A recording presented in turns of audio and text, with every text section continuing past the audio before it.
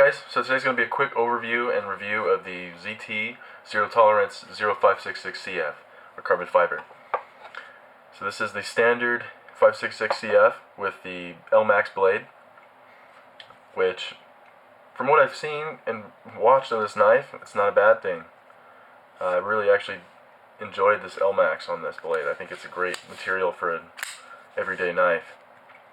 So to kind of go over some of the specs, so the ZT is coming in at 3.25 inch blade length, and it's LMAX steel, and it's got a nice stone wash finish on it, much like many of the other zero tolerance knives.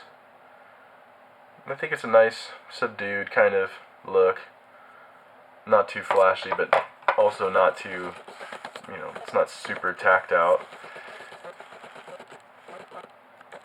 And then it's got the carbon fiber handle, which is also backed by stainless steel, so it's not just carbon fiber on that side. And on this side it's stainless steel. And it does have the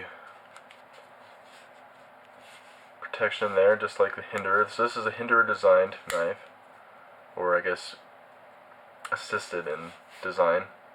But you can definitely tell that Hinderer influence, judging by the shape and the way that lock bar protector is.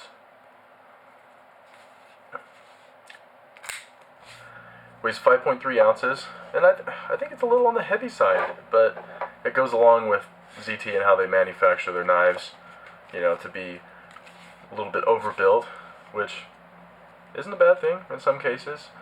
This is probably about, I consider this on the small side for a zero tolerance knife. You have like the 301 where it's almost twice as thick both ways. This is a pretty slim knife. So that's that open L that you saw in the other video. It's pretty thin. So this knife, as I'm sure you could probably tell or have heard before, this isn't a spring assisted. There is really no way to open it up nice and easy. You can kind of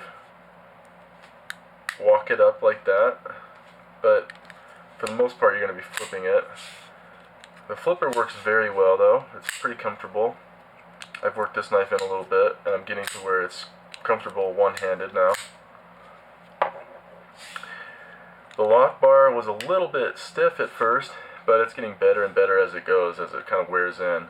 And as you can see, the lockup is nice and early.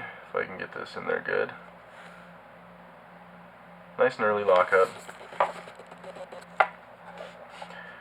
Some of the complaints I've heard about this knife is that it's too stiff to open with the thumb tabs.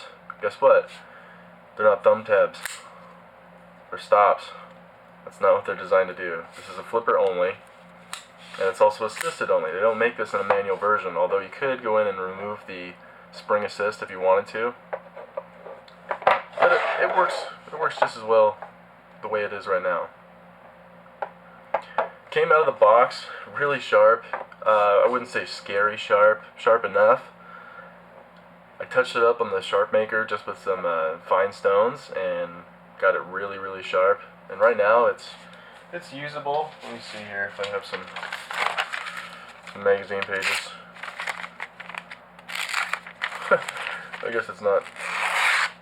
There we go.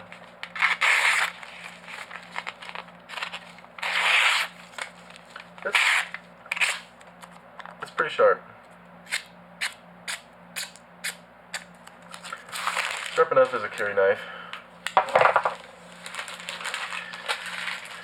And this is in used condition now. I've been using this to open boxes and cut tape and paper and open up mail, and it's a user. The other day I was out four-wheeling and had to cut off about 10 zip ties.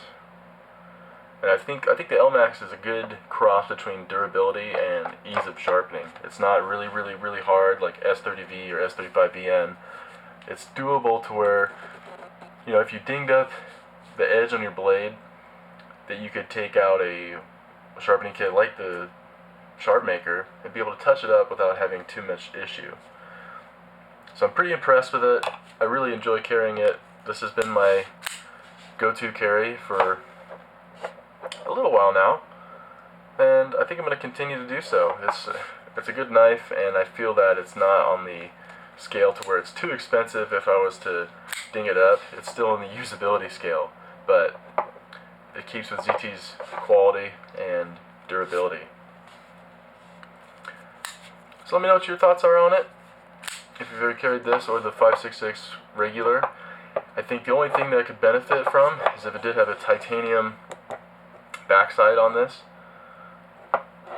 It'd save a lot of weight, but it probably wouldn't feel as solid. It wouldn't get that ZT feel. This thing, they put on the box built like a tank, and it's pretty much built like a tank. So there you go. I'd recommend this knife for anybody, really. It's a great length and size. It's easily pocketable. I'd feel the weight. If the weight is going to be too heavy for you, for the size of the blade, there's lighter knives out there. But I like the quality of it, and it's a good user. Let me know what your thoughts are. See you guys later.